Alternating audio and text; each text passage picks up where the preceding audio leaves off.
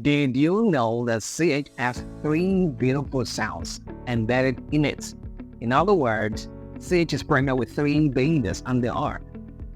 That's the action trace. The second one is sh, and the third is. So we have it like a song. CH can produce three sounds. I know the CH can produce three sounds. So one a day. Okay. Everybody.